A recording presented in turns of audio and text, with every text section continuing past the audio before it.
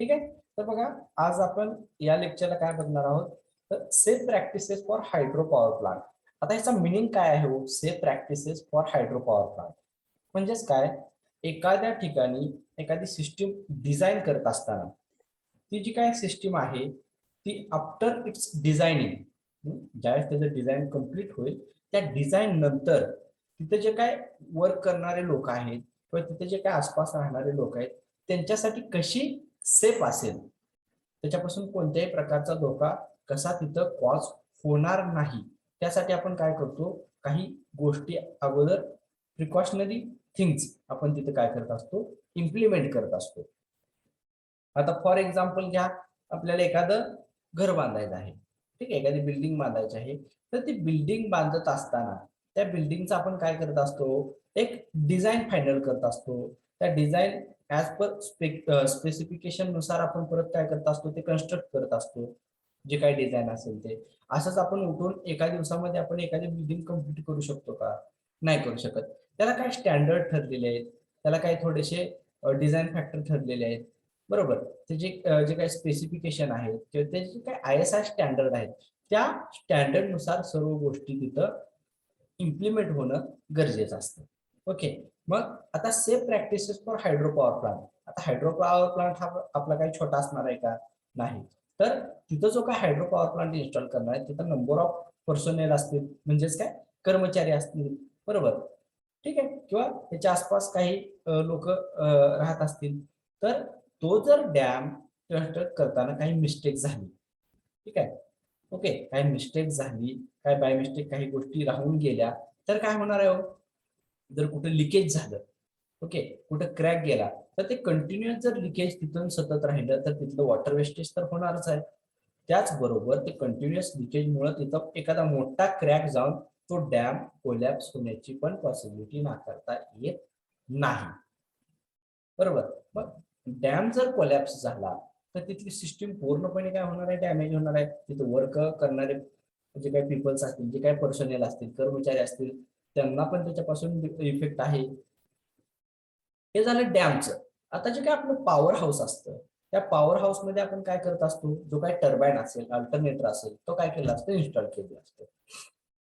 ठीक आहे. मग तो इन्स्टॉल करते वेळी आपण जर प्रॉपर स्पेसिफिकेशन नुसार, प्रॉपर डिझाईन नुसार जर नाही केलं, ओके, आणि तुम्ही जर तो प्लांट रनिंग केला, ठीक आहे, आणि रन करत असतानाच तुमचा टर्बाईन निघून पडाला, तर तिथली सिस्टीम हेल्दी आहे का? किंवा ती सिस्टीम हेल्दी आहे असं म्हणता येईल का?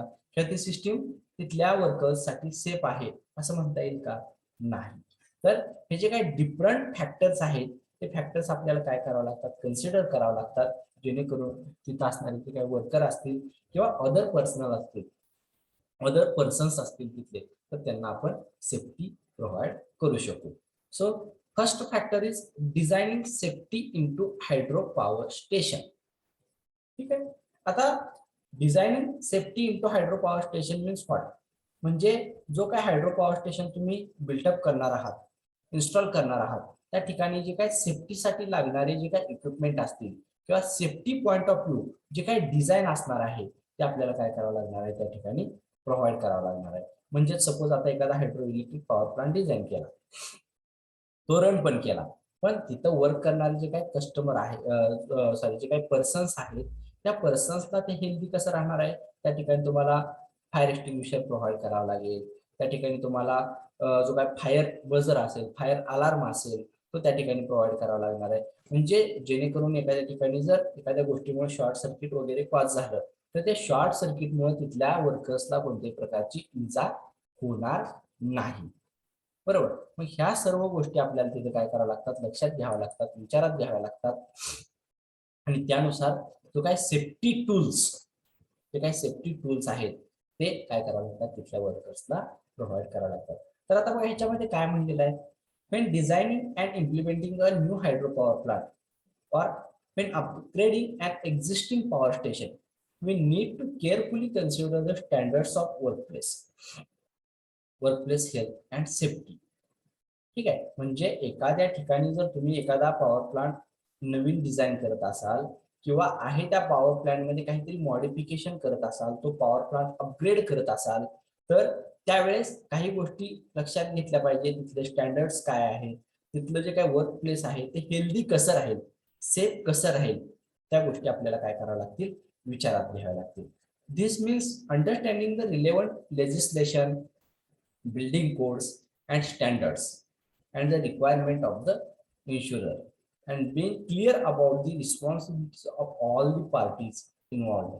म्हणजे हे जे काय सर्व गोष्टी आपल्याला इम्प्लिमेंट करत असताना, कन्स्ट्रक्ट करत असताना, अपग्रेड करत असताना, त्याच्यामध्ये जे काही number of different parties involve असतील, मग त्याच्यामध्ये डिझायनर असेल, ठीक आहे, जो कोणत्या पॉवर प्लांटचा डिझाईन आपल्याला बनवून देतोय, किंवा जो कोण डेव्हलपर असेल, की जो तुमचा प्लान जो आहे तो डेव्हलप करणार आहे, किंवा जो ओनर असेल. आता ओनर म्हणजे काय, काही खाजगी कंपन्या सुद्धा तिथं पॉवर जनरेशनचे प्लांट टाकू शकतात. जसं तुम्हाला टाटा आहे, रिलायन्स आहे, अदानी आहे. ओके, हे जे काही डिफरंट प्रायव्हेट एजन्सीज आहेत की ज्या पॉवर जनरेशन करतात.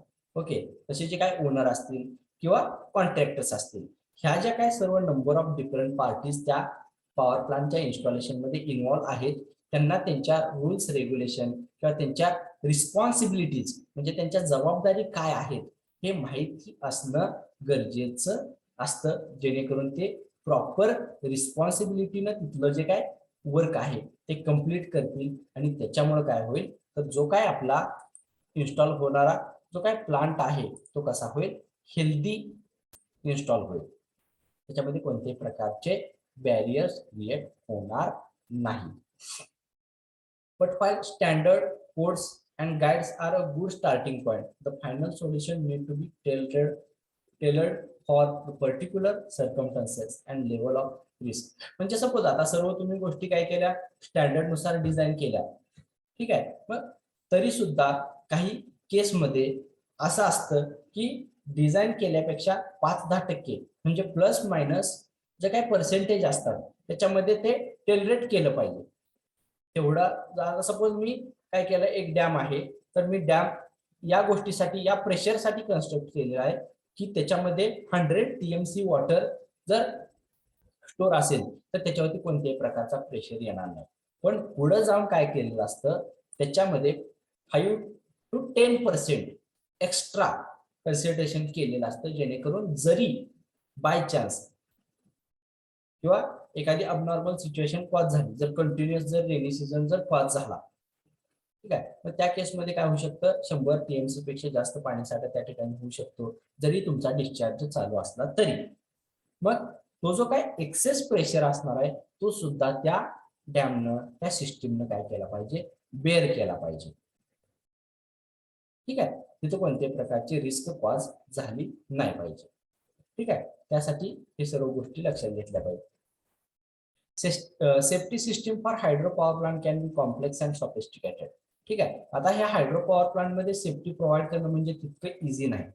ते कसं आहे, कॉम्प्लेक्स आहे, सॉफिस्टिकेटेड आहे, पण ते आपल्याला कसं सिंपल करून किंवा कोणत्या योग्य पद्धतीने हाताळता येईल त्याची आपल्याला तिथं जी काय रिक्वायरमेंट आहे ते आपल्याला फुलफिल करतात. म्हणजे ती सेफ्टी सिस्टीम तर कशी असणार आहे, कंजेस्टेड असणार आहे, कॉम्प्लेक्स असणार आहे, वॉस्ट असणार आहे, सॉफिस्टिकेटेड असणार आहे, पण ती सिस्टीम आपण सिंपल और रोबस्ट सिस्टीमनं कशी युटिलाइज करू शकतो आणि जो काय हायड्रो पॉवर प्लांट आहे तो आपण फ्रॉम अबनॉर्मॅलिटीज प्रोटेक्ट करू शकतो, त्याचा पण आपल्याला स्किल असणं गरजेचं आहे.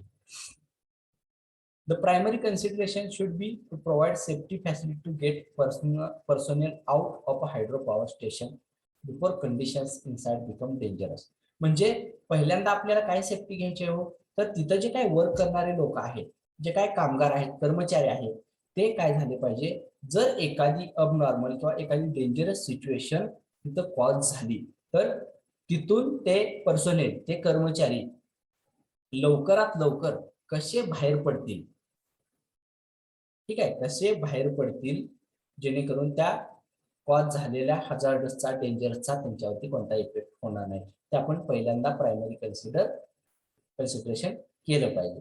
The second consideration should be providing facility to get people out safety after condition become dangerous. म्हणजे त्याच्यानंतर पुढे जाऊन जर एखादी अबनॉर्मल कंडिशन कॉज झाली तर तिथला जो काय पर्सन असेल तो बाहेर पडत नसेल तर तो सेफ कसा राहील. बाहेर पडण्यासाठी जर तिथं काय एक्झिट नसेल तर तो सेफ कसा राहील, त्यासाठी काय फॅसिलिटीज प्रोव्हाइड करता येतील ते आपण त्यांच्या safety point of view provide केल्या पाहिजे. हे second consideration. And only third do think about safety facility to prevent damage to plant. आणि थर्ड पुढे जाऊन काय करायचं आहे, तो प्लांटच डॅमेज होणार नाही. ठीक आहे, याच्यासाठी काय काळजी घेता येईल, याच्यासाठी काय सेफ्टी फॅसिलिटीज प्रोव्हाइड करता येईल त्याचा विचार केला पाहिजे. म्हणजे पहिली सेफ्टी किंवा पहिली फॅसिलिटी कोणती प्रोव्हाइड केली पाहिजे की जर एखादा बाय चान्स एखादा डेंजर कॉज झाला तर त्या वर्करला कोणत्याही प्रकारचा तिथं जो काय काय म्हणतो आपण अबनॉर्मल सिच्युएशन वर्करच्या रिगार्डिंग क्रिएट होणार नाही ह्याची काळजी घेतली पाहिजे. अकॉर्डिंग टू दॅट तिथं तशी एक्झिट प्रोव्हाइड केली पाहिजे. दुसरं कन्सिडरेशन काय केलं पाहिजे, जरी आपण ते करू नाही शकलो, ते करत असूच ते तर केलंच पाहिजे, फर्स्ट प्रायोरिटी तर त्याला दिलीच पाहिजे. पण ते जर बाय चान्स तिथं नाही झालं तर सेकंड फॅसिलिटी काय प्रोव्हाइड केली पाहिजे, तो तिथला पीपल जो आउट झालेला आहे किंवा तो एक्झिट थ्रू बाहेर गेलेला आहे पण त्याच्या पुढे जाऊन त्याला जर काय डेंजर अजून होणार असेल तर तो तिथून परत कसा सेफ राहील याची पण विचार आपण केला पाहिजे. आणि थर्ड काय, तो प्लांटच डॅमेज होणार नाही, त्याची सिस्टीमच पूर्णपणे हेल्दी राहील, त्यासाठी आपण काय सेफ्टी मेजर्स इम्प्लाय करू शकतो ते आपण त्या ठिकाणी केले पाहिजे. So first point is what, designing safety into hydro power station.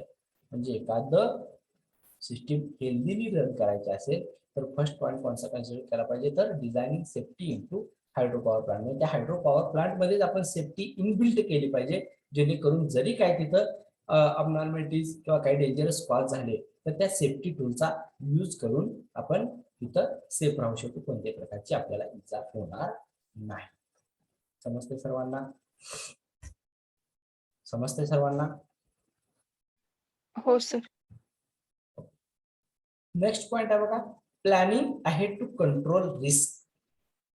म्हणजे आपण असं ऑलवेज प्लॅनिंग केलं पाहिजे कुठलीही सिस्टीम यूज करत असताना, तिथं जो काय रिस्क फॅक्टर आहे तो मिनिमम असला पाहिजे किंवा मिनिमाइज्ड असला पाहिजे, कमीत कमी असला पाहिजे किंवा तो डिलीट केलेला असला पाहिजे, जेणेकरून आपल्याला कोणत्या प्रकारचे प्रॉब्लेम कॉज होणार नाही. एक मिनिट वेट करा.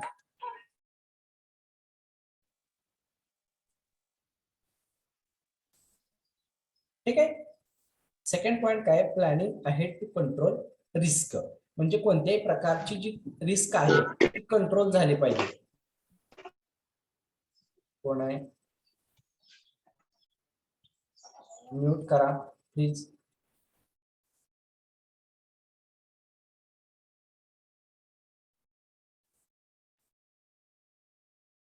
Okay.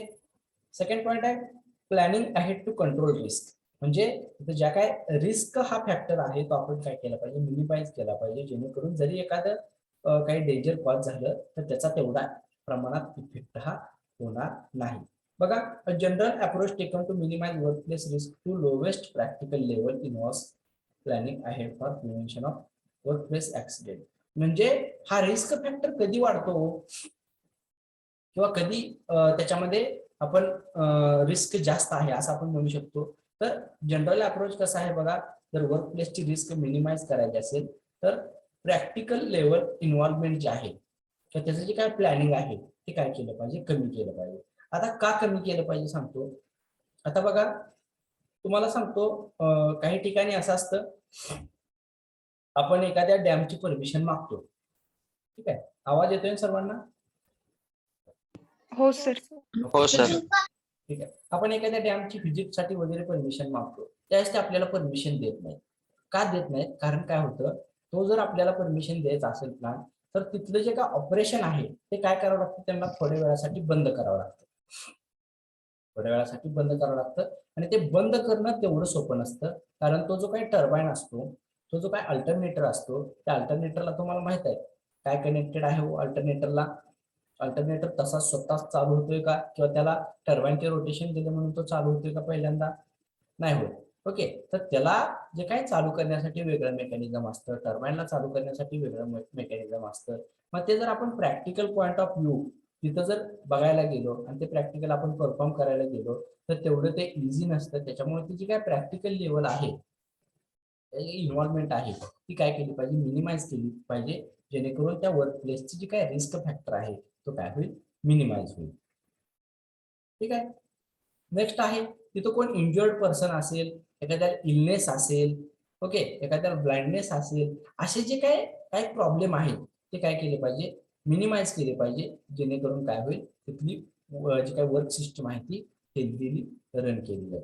Bye ensuring that system of work are safe, equipment is safe and properly maintain. परत काय केलं पाहिजे, तिथली इक्विपमेंट प्रॉपरली सेफ आहेत का, ते मेंटेन केलेले आहेत का, त्याला कोणत्या प्रकारचं ग्रीजिंग ऑइलिंग त्याच्यामध्ये कोणती कमी राहिलेली नाही का, ह्या सर्व गोष्टी काय केल्या पाहिजे, कन्सिडर केल्या पाहिजे. त्या करून आपण काय करू शकतो, जी काय रिस्क आहे ती मिनिमाइज करू शकतो. नेक्स्ट काय पॉईंट आहे बघा, and employees receive health and safety information and training and properly supervised. म्हणजे तिथले जे काय एम्प्लॉय आहेत त्यांना वारंवार ते जे काय सेफ्टी इन्फॉर्मेशन दिली जाते का, त्यांना व्यवस्थित ट्रेनिंग दिलं जाते का, त्यांच्या व्यवस्थित हेल्थचं चेकअप केलं जाते का, ह्या ज्या काही गोष्टी आहेत ह्या जर गोष्टी आपण प्रॉपर शेड्यूलनं तिथं कंडक्ट केल्या, प्लॅनिंग केलं, तर जो काय रिस्क फॅक्टर आहे तो काय केला जातो, ऑटोमॅटिकली मिनिमाइज होतो आणि कोणत्याही प्रकारचं हॅझार्डस किंवा डेंजरस त्या ठिकाणी कॉज होण्याची जी काय पॉसिबिलिटी आहे ती काय होते, कमी होते किंवा निग्लिजिबल होते. ठीक आहे. प्लॅनिंग आहे टू कंट्रोल रिस्क, म्हणजे तिथली जी काय रिस्क आहे ती कशी कमी करता येईल या गोष्टीचा पण आपण, या गोष्टीसाठी पण आपण काय केलं पाहिजे, प्लॅनिंग केलं पाहिजे. तर बघा आता ते प्लॅनिंग कसं करू शकतो, इलिमिनेट. आता which things we eliminate, hazards should be eliminated where possible. ज्या ठिकाणी धोका आहे किंवा ज्या ठिकाणी एखादी दुर्घटना घडण्याची पॉसिबिलिटी आहे त्या ठिकाणी जाणं टाळणं किंवा त्या ठिकाणी वर्क करणं टाळणं. with the help of that we will also minimize the risk of operation of that plants. So first point is what, eliminate. Which things we will eliminate, hazardous should be eliminated where possible. ज्या ठिकाणी आपल्याला एखादी दुर्घटना घडते ते माहित आहे ते काय केलं पाहिजे, आपण इलिमिनेट केलं पाहिजे ते जर शक्य असेल तर. नेक्स्ट काय, substitute. Substitute means what, hazardous should B substituted with lower risk type. म्हणजे सबस्टिट्यूट, एखादं काम तुम्हाला करायचंच आहे, ठीक आहे, एखाद्या ठिकाणी जायचंच आहे, तर तिथला जी काय दुर्घटना होण्याची पॉसिबिलिटी आहे ती किती आहे, ठीक आहे, किंवा टाईप ऑफ रिस्क कोणता आहे तो पण आपण काय केला पाहिजे, विचारात घेतला पाहिजे आणि त्याच्या अकॉर्डिंग प्लॅन केला पाहिजे. Next, isolate. Hazardous should B isolated from personal. Hazardous म्हणजे काय, आता हॅझार्डस हे तुम्ही सांगायला लागल्यासारखं. आता हॅझार्डस म्हणजे काय, तर एखादी दुर्घटना की आपल्या एखाद्या जाणून बुजून केलेल्या चुकीमुळे तिथं आपल्याला भोगायला होते. एखादी दुर्घटना की आपण एखाद्या जाणून बुजून केलेल्या चुकीमुळे आपल्याला बघायला भेटते. That is nothing but the hazards. Hazards is nothing but the dangerous which is called due to our negligence, निष्काळजीपणा. आपण थोडक्यात म्हणू, आपल्या निग्लिजन्समुळे, आपल्या निष्काळजीपणामुळे एखादी घटना तिथं कॉज होते. That is nothing but the hazards. Hazardous area म्हणतो बघा, की जो एरिया सेफ नाही तो हॅझार्डस एरिया. ठीक आहे. सो आयसोलेट म्हणजे तिथले जे काही कर्मचारी आहेत ते always isolated from that hazardous area असले पाहिजे, जेणेकरून तिथे कोणत्या प्रकारचा इनसिक्युअर और अनसेफ कन्सेप्ट तिथे कॉज होणार नाही. नेक्स्ट आहे इंजिनिअरिंग कंट्रोल्स. प्रोव्हाइड ऍडिशनल और upgraded plant to help control the risk. म्हणजे ज्या काही इंजिनिअरिंगच्या नवीन नवीन टेक्नॉलॉजीज येते किंवा अपग्रेडेड काही सिस्टीम येते त्या सिस्टीम तिथे काय केल्या पाहिजे, इन्स्टॉल केल्या पाहिजे, प्रोव्हाइड केल्या पाहिजे, जेणेकरून काय होईल तिथला जो काय रिस्क फॅक्टर आहे तो काय केला जाईल, मिनिमम केला जाईल आणि जेणेकरून तिथली सिस्टीम हेल्दी रन होईल. Next, administration. Provide policies, procedure, work practices and training to reduce the exposure to risk. म्हणजे त्या ठिकाणी एखादी सिस्टीम अशी असायला पाहिजे, म्हणजे ऍडमिनिस्ट्रेशन असं असायला पाहिजे की त्यांनी काहीतरी पॉलिसी डिझाईन केल्या पाहिजे वर्करसाठी, काही स्टँडर्ड ऑपरेटिंग प्रोसिजर डिझाईन केल्या पाहिजे, काही वर्क प्रॅक्टिसेस म्हणजे नॉर्मल प्रॅक्टिकल तिथं परफॉर्म करून त्यांना दाखवली पाहिजे, ट्रेनिंग त्यांची घेतली पाहिजे, जेणेकरून ते जे काय कर्मचारी आहेत, पर्सनेल आहेत ते काय होतील, प्रॉपर अवेअर होतील. ठीक आहे. एखाद्या ठिकाणी जर तुम्ही प्रोसिजर चार्ट लावला की एखादी सिस्टीम ऑपरेट कशी करायची, ते जर प्रोसिजर त्या सिस्टीमनुसार तो जर एखादा पर्सनल गेला तर तिथे कोणत्या प्रकारचे रिस्क किंवा कोणत्या प्रकारचा हजार्डस कॉज होणार नाही, कोणत्या प्रकारची दुर्घटना तिथं कॉज होणार नाही. पण तुम्ही ते एखादी सिस्टीम ऑपरेट करणंच त्या कर्मचाऱ्याला माहित नाही आणि ती सिस्टीम तो ऑपरेट करायला गेला, मग त्या ठिकाणी नक्कीच ऍक्सिडेंट कॉज होणार. सो एखादं तिथं ऍडमिनिस्ट्रेशन असं डिझाईन केलं पाहिजे की तो काहीतरी पॉलिसीज इम्प्लिमेंट करेल, काहीतरी तिथं स्टँडर्ड ऑपरेटिंग प्रोसिजर इम्प्लिमेंट करेल, काहीतरी वर्क प्रॅक्टिसेस ट्रेनिंग तो कंडक्ट करेल, जेणेकरून त्याच्यामधून तो जो काय कर्मचारी आहे, तो जो काय वर्कर आहे, तो अवेअर होईल आणि होणाऱ्या ऍक्सिडेंट पासून सेफ राहील. ठीक आहे. Next, PPE as the latest resort provide personal protective equipment. PPE means what? Personal protective equipment. आता पर्सनल प्रोटेक्टिव्ह इक्विपमेंट म्हणजे काय, याच्यामध्ये काय येऊ शकतं बघा, तर हेल्मेट, जे तुम्ही वर्कर वगैरे सिव्हिल लाईन वरती काम करणारे जर कर्मचारी बघितले त्यांना येलो कलरचं, ऑरेंज कलरचं किंवा ब्ल्यू कलरचं असे डिफरंट कलर मध्ये तुम्हाला ते जे काय वर्कर आहेत ते तुम्हाला बघायला भेटतात. ठीक आहे. सॉरी, हेल्मेट आहे ते तुम्हाला बघायला भेटतात. तर ते हेल्मेट प्रोव्हाइड करण्यामागचा हेतू काय असतो, एखादी सिस्टीम असते, काहीतरी छोटी गोष्ट, छोट्यातली छोटी गोष्ट जर त्याच्या डोक्यामध्ये पडली लॉंग डिस्टन्सवरून किंवा हाईटवरून, तर त्याला मोठी इजा होऊ शकते. म्हणून काय केलं असतं, तशा प्रकारचं हेल्मेट त्यांना प्रोव्हाइड केलं असतं. किंवा गॉगल्स असतील, सेफ्टी गॉगल्स असतील, सेफ्टी शूज असतील, रबर मॅट असतील, हँड ग्लोव्ज असतील, ह्या ज्या काही सर्व गोष्टी आहेत, these things are comes under the personal protective equipment. So these types of personal protective equipment must be provided to their personnel as he will save or he will minimize the risk caused by that plant. समजते सर्वांना कोणत्या गोष्टी आपल्याला plan करायच्या आहेत? हो sir. हो sir. Third point आहे safety upgrades for older hydro power station. आता एखादा ओल्डर हायड्रो पॉवर स्टेशन असतो, ठीक आहे, 20 वर्षापूर्वीचा, 25 वर्षापूर्वीचा, असे काय जुने झालेले हायड्रो पॉवर स्टेशन असतात आणि त्या ठिकाणचे जे काही सेफ्टीसाठी वापरले गेलेले जे काही मटेरियल आहे ते पण कसं असतं, तेवढंच ओल्ड झालेलं असतं. ठीक आहे. मग काय करायचं, आपल्याला अपग्रेड करायचं आहे. ते अपग्रेड करायचं म्हणजे काय, रिप्लेस करायचं. म्हणजे आता सपोज माझ्याकडं आता आपण अपग्रेड कसं होत गेलो, आता ज्यावेळेस सुरुवातीला मोबाईल फोन आला त्यावेळेस कसा होता, छोटा फोन होता बटनाचा, फक्त incoming outgoing text messaging, okay, एवढ्या फॅसिलिटी होत्या. त्याच्यानंतर पुढे जाऊन त्या मोबाईल मध्ये काय झालं, रेकॉर्डिंग आलं, ओके, म्युझिक आलं, कॅमेरा आला, परत नंतर अँड्रॉइड फीचर्स आले, व्हॉट्सअप आलं, फेसबुक आलं, different, so many different things are there which will upgraded by these different companies. ठीक आहे. पण त्याच पद्धतीने काय करावं, तर जर एखादा हायड्रो पॉवर प्लांट ओल्डर असेल आणि तिथली जी काही सेफ्टीसाठी यूज केलेली सिस्टीम पण त्याच ओल्डेजची असेल, तर आपल्याला काय करायचे, ती अपग्रेड करून घ्यायची आहे. ठीक आहे, जेणेकरून तिथे कोणत्या प्रकारची रिस्क कॉज होणार नाही. समजलं त्याचा मिनिंग काय, safety upgrades for older hydro power station. ठीक आहे. ओके. नेक्स्ट पॉइंट आहे sharing our hydro power safety insights. आता हायड्रो पॉवर सेफ्टी इनसाइट्स म्हणजे काय, तर बघा, तर जी काय एखादी साईट असते, ठीक आहे, हायड्रो पॉवर स्टेशनची एखादी साईट असते, म्हणजेच एखादं डॅम असतं, त्या ठिकाणी कोणकोणत्या गोष्टीचा अवेअरनेस किंवा कोणकोणत्या गोष्टीबद्दल सेफ्टी मेजर्स इम्प्लाय केले पाहिजे. तर बघा, station evacuation. Whatever the nature of the crisis, people must be able to get out of hydropower station safely. All stations should have at least 2 independent way to exit. Station evacuation म्हणजे काय, की तिथं जर काय एखादं cause झालं damage, तर त्या स्टेशन मध्ये काय केलं असलं पाहिजे, सेफ्टीसाठी इनसाइट इनबिल्ट काय असलं पाहिजे, तर ऍटलिस्ट 2 एक्झिट्स असल्या पाहिजे.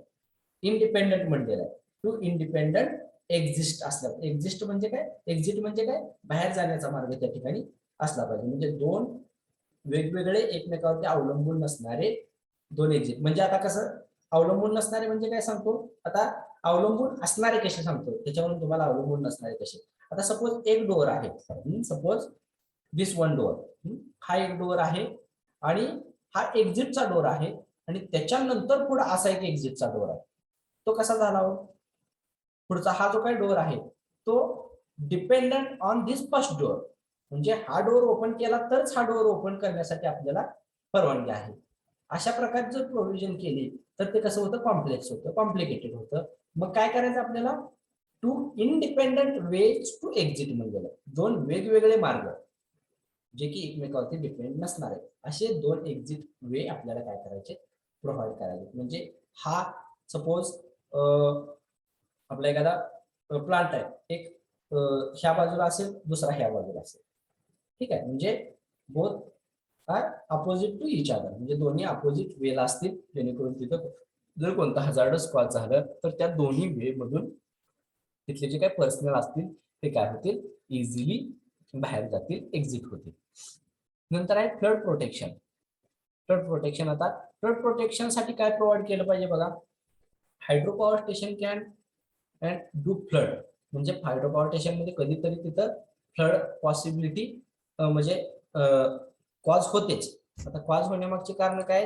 तर काही वेळेस नॅचरल प्रॉब्लेम असतात, काही वेळेस अर्थक्वेक वगैरे झाला अशा सिच्युएशन मध्ये, किंवा काही वेळेस वादळ आलं, अशा सिच्युएशन मध्ये तिथं डॅमला फ्लड कॉज होऊ शकतात. मग जर failure of drainage pump can lead to a slow increase in water level, मग तिथं जे काही ड्रेनेज पंप आहे, म्हणजे जर कंटिन्युअस येणार वॉटर जर ते ड्रेन आउट होत नसेल आणि त्याचं जर फेल्युअर झालं तर काय होतं? त्याची जी काही वॉटर लेवल आहे ती स्लोली स्लोली इन्क्रीज होऊन तिथं फ्लडिंगची लेवल येते. म्हणजे बघा, एक ड्रेनेज असतं, कुठेही गेला तर एखादा ड्रेनेज सिस्टीम असते. आता नॉर्मल घ्या, सिटी मधलं ड्रेनेज जर ब्लॉक झालं, नॉर्मल सिटी मधलं जर ड्रेनेज ब्लॉक झालं तर आपली जी काही इकडची पाईपलाईन असते ती पण काय होते? फिलअप होत येते आणि आपली जाम होते, पाईपलाईन काय होते? जाम होते, जाम झाली म्हणतो किंवा ते पॅक झाले म्हणतो. त्या ड्रेनेजचा तो प्रॉब्लेम असतो. जर तिथलं ड्रेनेज पंप किंवा जे काही ड्रेनेज सिस्टीम आहे ते जर ऑपरेशनसाठी फेल झाले तर काय होतं? तिथं जे काही येणार कंटिन्युअस वॉटर आहे त्याच्यामुळे तिथली जी काय वॉटर लेवल ती कंटिन्युअसली इन्क्रीज होत जाते आणि तिथं फ्लड सिच्युएशन कॉज होते.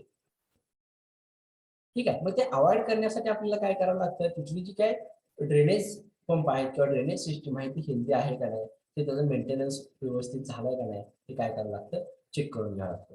Alternatively a plant failure and leakage that drainage pump cannot manage can cause rapid flooding of that station.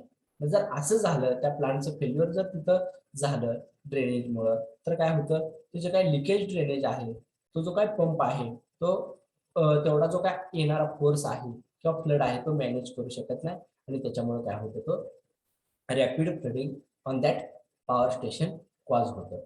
This make high water level alarm, flood alarm and evacuation alarm necessary for life safety. मग या केसमध्ये काय केलं पाहिजे? तर तो जो काय फ्लड होतोय किंवा फ्लड येतोय हे जर आपल्याला कशाच्या तरी रूपात कळलं पाहिजे. म्हणजे एक ठराविक वॉटर लेवलच्या वरती जर वॉटर लेवल गेली तरी कोणत्या तर टाईपचा अलार्म वगैरे वाजला पाहिजे, जेणेकरून तिथली सिस्टीम अलर्ट होईल आणि त्याच्यानुसार काहीतरी तिथं जे काही प्रिव्हेंटिव्ह मेजर्स आहेत ते अप्लाय केले जातील. ठीक आहे, तर त्या पद्धतीने आपण हाय वॉटर लेवल अलार्म प्रोव्हाइड करू शकतो, फ्लड अलार्म प्रोव्हाइड करू शकतो. इव्हॅक्युएशन अलार्म म्हणजे एक्झिट अलार्म, म्हणजे तुम्ही इथून जावा. इव्हॅक्युएट म्हणजे काय? बाहेर निघून जाणे. Okay, evacuate means what? बाहेर निघून जाणे in that emergency situation. Okay, so this is necessary for life safety, which is for that personnel or for that workers. Next आहे फायर अँड स्मोक कंट्रोल. ठीक आहे, आता काही कारणास्तव काय होते? तिथं फायर किंवा काही स्मोक, धूर वगैरे तिथं कॉज होतो बघा. म्हणजे जर एखादं शॉर्ट सर्किट झालं किंवा कंटिन्युअस स्पार्किंग वगैरे होत असेल, त्या ज्यावेळेस आपण जनरेशन करतो त्या पॉवर हाऊसमध्ये जर कंटिन्युअस जनरेशन वगैरे होत असेल, ओके, स्पार्किंग होत असेल, तर त्या केसमध्ये फायर कॉज होण्याची पॉसिबिलिटी, तिथं स्मोक कॉज होण्याची पॉसिबिलिटी काय असते? जास्त असते. मग ते कसं असतं? जे काही वर्कर आहेत त्यांच्यासाठी कसं असतं? ते धोकादायक असतं. ओके, मग ते डिटेक्ट करण्यासाठी तिथे काहीतरी सिस्टीम काय केली पाहिजे? इम्प्लिमेंट केली पाहिजे. म्हणजे तिथं आपण फायर अलार्म तर फायर अलार्म तिथं बसू शकतो किंवा स्मोक डिटेक्शन तिथं आपण बसू शकतो. जर काहीतरी जास्त प्रमाणात जर स्मोक कॉज झाला त्याची लेवल जर जास्त असेल तर तो काय होईल, अलार्म, तो बजर काय होईल, अलार्मिंग करेल आणि तो एक सिग्नल देईल तिथल्या कर्मचाऱ्यांना की हे धोकादायक आहे किंवा त्याची काय फायर कॉल होत आहे, अशा प्रकारचा काहीतरी सिग्नल तिथं दिला जाईल. Next emergency and crisis and management. ठीक आहे, इमर्जन्सी क्रायसिस मॅनेजमेंट मध्ये त्याच्यामध्ये काय येतं, तर जे काही डिफरंट थिंग्स असतात त्याला इमर्जन्सी अँड क्रायसिस. क्रायसिस म्हणजे काय, तर एखादी सिस्टीम कोलॅप्स होणं, युद्ध थोडक्यात, सिस्टीम कोलॅप्स होणं, क्रायसिस एखादं डॅमेज होण्याच्या वाटेवर असतं थोडक्यात क्रायसिस म्हणजे काय. So safety at hydropower station involve more than simply having the correct equipment. आता हे जर आपल्याला अचीव करायचं असेल तर हे कशाच्या सहाय्याने अचीव करू शकतो, तर तिथं जे काय यूज केलेले इक्विपमेंट आहे, तिथं जे काय यूज केलेले हार्डवेअर आहेत ते कसे असले पाहिजे, तर more simple to understand that workers. It involves an ongoing commitment by the owner, management, operator and employee to provide and maintain the safe and healthy work environment.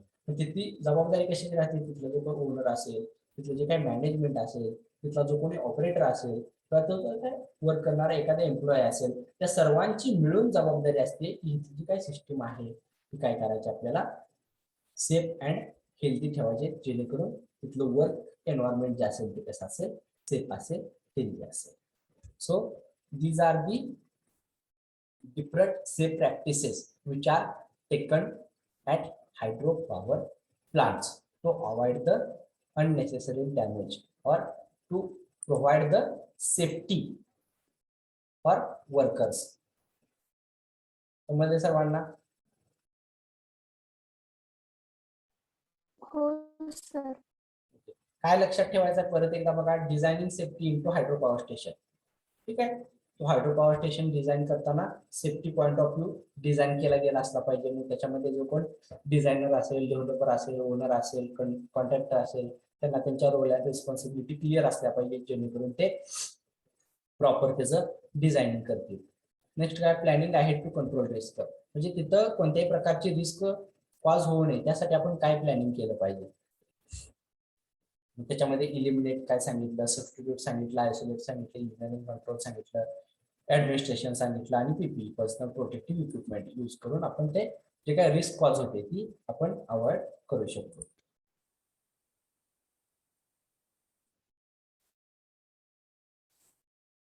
ठीक आहे, नेक्स्ट तर सांगितलं safety upgrades for colder hydro power plant. म्हणजे तिथं safety जे काही equipment आहेत किंवा सेफ्टी सिस्टीम आहे ती काय केली पाहिजे, according to the age upgrade करत गेलं पाहिजे, जेणेकरून कोणत्याही प्रकारचं डॅमेज कॉज होणार नाही. शेअरिंग आवर हायड्रो पॉवर सेफ्टी इनसाइट. म्हणजे हायड्रो पॉवर सेफ्टी इनसाइट काय केलं पाहिजे, तिथं शेअर केल्या पाहिजे. म्हणजे एक्झिट वे कुठून आहे, ते कशा पद्धतीचे आहेत, इंडिपेंडंट असायला पाहिजे. किंवा फ्लड प्रोटेक्शनसाठी तिथे काय अलार्मिंग सिस्टम प्रोव्हाइड केलेले आहे का, फायर अँड स्मोक डिटेक्शनसाठी कोणती सिस्टीम तिथे इम्प्लिमेंट केली आहे का, किंवा इमर्जन्सी क्रायसिस मॅनेजमेंटसाठी काय तिथे सिस्टीम इम्प्लिमेंट केली आहे का, त्या सर्व गोष्टीचं आपण तिथं काय केलं पाहिजे, implementation, safety point of view implementation केलं पाहिजे, किंवा त्याचा उल्लेख कुठेतरी केला गेला असला पाहिजे, त्या इनसाइट शेअर केले गेले असल्या पाहिजे, जेणेकरून सर्व गोष्टी सर्वांना तिथं ज्ञात होतील, माहित होतील. ओके, क्लिअर आहे सर्वांना?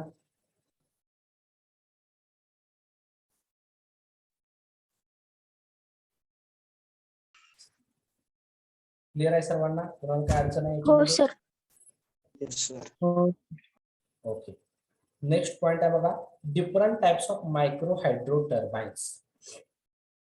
ठीक आहे, आता मायक्रो हायड्रो टर्बाइन्स कशाला म्हणायचं किंवा micro hydro electric power plant कशाला म्हणायचं. तर बघा, सुरुवातीला तुम्हाला सांगतो मायक्रो हायड्रो पॉवर प्लांट कशाला म्हणायचं किंवा मायक्रो हायड्रो टर्बाइन कशाला म्हणायचं. तर जो प्लांट की तो 100 किलोवॅट पेक्षा कमी और up to 100 kilowatt power generation करतोय. Such types of plants are comes under the micro hydro power plant, and the turbine used in such a power plant is known as a micro hydro turbines. समजते सर्वांना? Micro hydro power plant पहिल्यांदा समजून घ्या. Micro hydro power station किंवा power plant कशाला म्हणायचं की जो पॉवर प्लांट 100 किलोवॅट पर्यंत जनरेशन करतोय, not in megawatt. 1 megawatt, 2 megawatt, 5 megawatt, 10 megawatt एवढं नाही. 100 किलोवॅट किंवा त्यापेक्षा कमी क्षमतेचं जे काही पॉवर जनरेशन आहे ते पॉवर प्लांट कशाच्या अंडर येतात, तर micro hydro power plant. Not small. Small is different and micro is different. Small is greater than micro. बरोबर. Micro is always small than this small. समजतंय. मायक्रो हे last unit आहे. Milli micro आपण बघतो ते. Okay.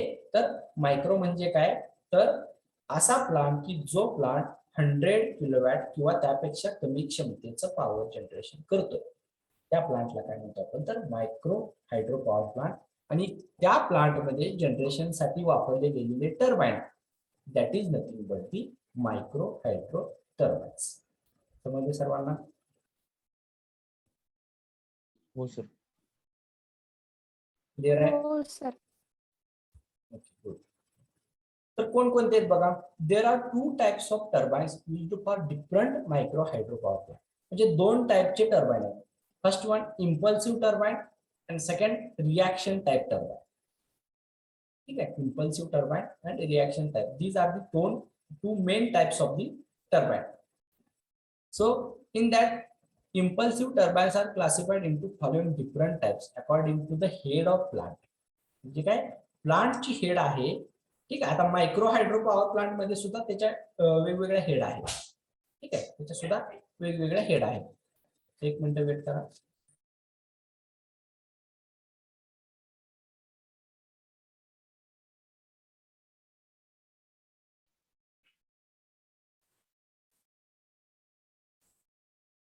ठीक आहे. तर बघा, there are 2 types of turbines used for different micro hydro power plants. One is impulsive type turbine and another is reaction type turbine. In that impulsive turbines are classified into following different types according to the head of plant. म्हणजे जे काय head of plant असणार आहे, okay, त्याच्यानुसार काय केलेलं आहे, परत इथे क्लासिफाय केलेलं आहे. तर बघा, हाय हेड अबव 150 मीटर म्हणलेलं आहे बघा. आता मायक्रोच आहे बरं का हे. तुम्हाला मेन हायड्रो पॉवर प्लांटचं लक्षात ठेवायचं नाही. हाय हेड किती असते, त्याची किती असते कुणाला माहिती आहे?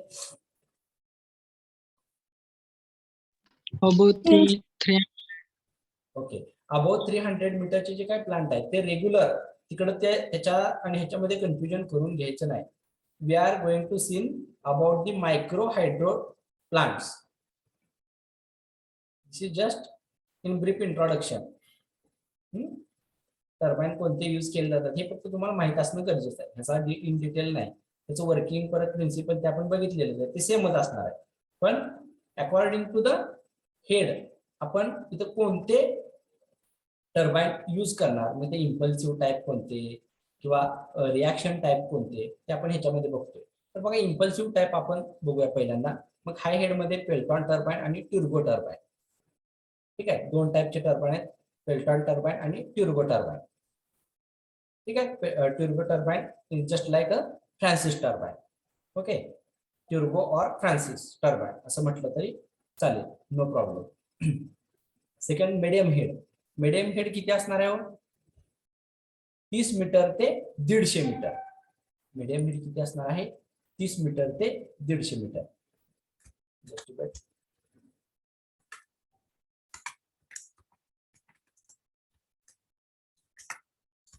Okay. 30 to 150 metre. and low head below 30 meter. Okay. So for high head power plant, Pelton wheel and turbo turbine. Pelton turbine and turbo turbines are used, which are the impulsive type turbine. For medium head, cross flow turbine, multi-jet, Pelton turbine, turbo turbines used. And low head, cross flow turbines are used.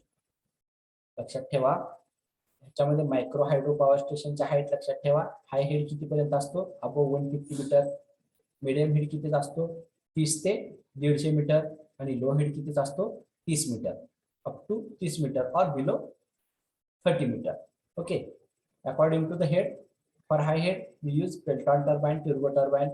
For medium head, cross flow turbine, multi-jet Pelton turbine, turbo turbine. And for low head, cross flow turbine only.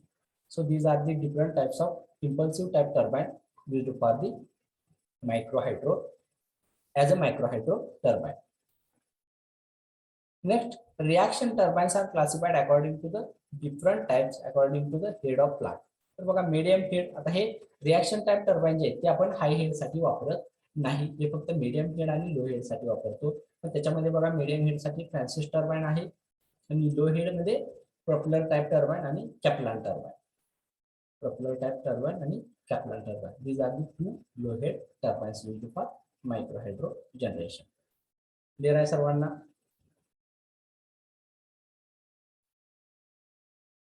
सर्वांना clear आहे का?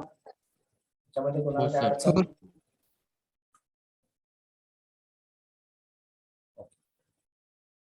आता last point आपला location of micro hydro power plant in Maharashtra. महाराष्ट्रामध्ये असणारे micro hydro power प्लांटचे location. आता हे जे काय बघा, as per the survey of government, as per the government survey, these are the different names with their capacity, with their district, with their talukas, and with their dam type. Okay, so these are the huge number of turbines. Region wise आहेत बघा, म्हणजे तुम्हाला Konkan region मध्ये दिलेले आहेत, त्याच्यामध्ये Pune region मध्ये दिलेले आहेत, नंतर त्याच्यामध्ये तुम्हाला पुणे रिजन मध्ये अजून डिफरंट सेक्टर नुसार दिलेले आहेत, नाशिक रिजन मधले दिलेले आहेत, मराठवाडा रिजन मधले दिलेले आहेत, विदर्भा रिजन मधले दिलेले आहेत. म्हणजे हे जे काय मायक्रो हायड्रो पॉवर प्लांट आहेत ते किती आहेत, कुठे आहेत, त्याची पॉवर जनरेटिंग कॅपॅसिटी किती आहे ते ह्याच्यामध्ये दिलेले आहे. तर बघा विदर्भ रिजन मध्ये किती आहेत, टोटल 18 आहेत. ह्या सगळ्यांचं मिळून आता मी हे सर्व इन डिटेल प्रत्येकाचं इंडिव्हिज्युअल रीड करत बसणार नाही, ठीक आहे. तर सगळ्यांचं मिळून आता हे कुठल्या कुठल्या जिल्ह्यात आहेत बघा. विदर्भामध्ये अमरावतीमध्ये आहेत, भंडारा आहे, बुलढाणा आहे, चंद्रपूर आहे, गडचिरोली आहे, गोंदिया आहे, वर्धा आहे, यवतमाळ आहे. हे जे काय नंबर ऑफ डिस्ट्रिक्ट आहेत, ह्या डिस्ट्रिक्ट मध्ये हे जे काय पॉवर जनरेशन आहे, मायक्रो हायड्रो पॉवर जनरेशन, हे इथे दिलेलं आहे. मग ते बघा type of project, canal drop. Canal drop म्हणजे काय, कॅनलचा वापर केलेला आहे त्या ठिकाणी. परत कॅनॉल फॉल म्हणजे उंच कॅनॉल आहे आणि त्याचा फॉल आहे. डॅम फूट, इथं डॅम आहे. डॅम फूट म्हणजे काय, धरणाच्या काय म्हणतो आपण त्याला, पायथ्याशी. कॅनॉल फॉल म्हणजे काय, उंच असा धबधबा आहे थोडक्यात. आणि कॅनॉल ड्रॉप म्हणजे काय, नॉर्मल कॅनॉल आहे आणि तिथं जास्त प्रेशराइज्ड फ्लो आहे, ठीक आहे. तर हे पूर्ण जे काही विदर्भ रिजनचं जे काही पॉवर जनरेशन आहे ते 14.60 मेगावॅट आहे.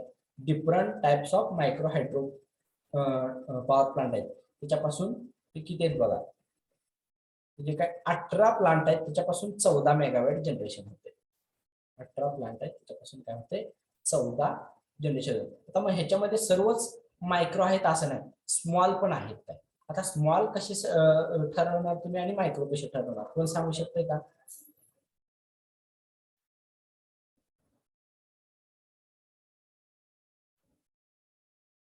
स्मॉल कसे ठरवणार आणि मायक्रो कसे ठरवणार? तर बघा आता इथं मेगावॅट मध्ये 0.35 megawatt means how much kilowatt, can anyone convert? 0.35 megawatt म्हणजे किती kilowatt? Megawatt to kilowatt conversion physics मध्ये वगैरे झालेलं आहे तुम्हाला. 350 किलोवॅट. Okay good. तर बघा हे तशा पद्धतीने, मग हा कशाच्या अंडर जाईल, स्मॉलच्या जाईल का हायड्रोच्या जाईल, मायक्रोच्या जाईल?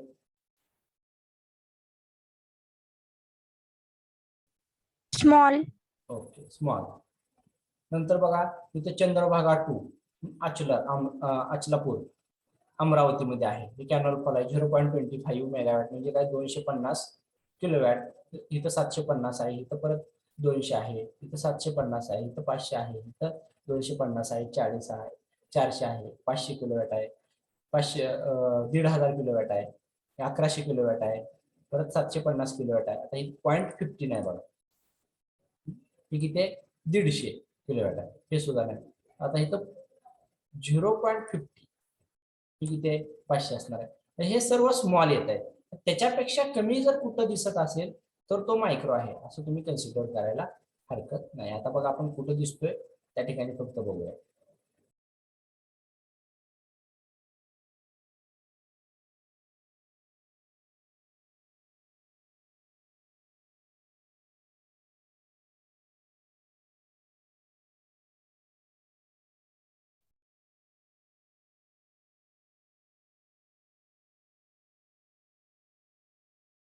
ठीक आहे, ह्याच्यामध्ये some micro power plants are also considered sorry some small power plant are also considered as a small micro power plant. So this is list prepared by the government.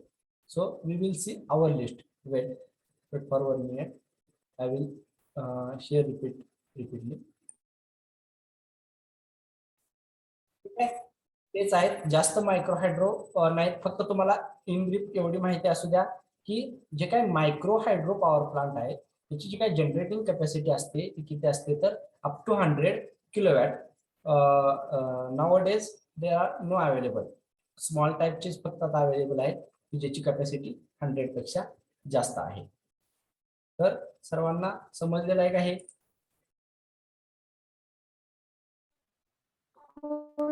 हो सर. फक्त तुम्हाला जर क्वेश्चन विचारला तर micro hydro power generating capacity किंवा प्लांटची generation capacity किती असायला पाहिजे किंवा किती असते तर किती असते तर 0 ते 100 किलोवॅट आणि त्याच्या अबोव असतात ते मिनी किंवा स्मॉल आपण कन्सिडर करू शकतो.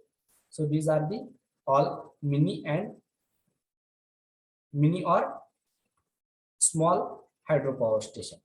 तुम्ही व्यवस्थित रीड करा, की मी तुम्हाला शेअर करणार आहे. तुम्ही व्यवस्थित रीड करा कोणत्या प्लांटची किती जनरेटिंग कॅपॅसिटी आहे, तो कोणत्या डिस्ट्रिक्टमध्ये आहे, तो कोणत्या तालुक्यामध्ये आहे किंवा त्याचा टाईप कोणता आहे, ओके, किंवा तो कोणत्या रिजनमध्ये आहे, त्याचं नाव काय आहे. ठीक आहे, हे सर्व तुम्हाला माहित असणं गरजेचं आहे. ह्याच्यावरती सुद्धा एमसीक्यू टाईप क्वेश्चन येऊ शकतात. Like this plant having that much generating capacity और डॅश डॅश जनरेटिंग कॅपॅसिटी, तर ते तुम्हाला माहित असणं गरजेचं आहे. किंवा this dam having type dash dash. Okay, so these all things are here. समजलं सर्वांना? हो सर. हो सर. तर आपलं हे जे काही सेकंड युनिट आहे ते या ठिकाणी एंड झालेलं आहे. Hello sir.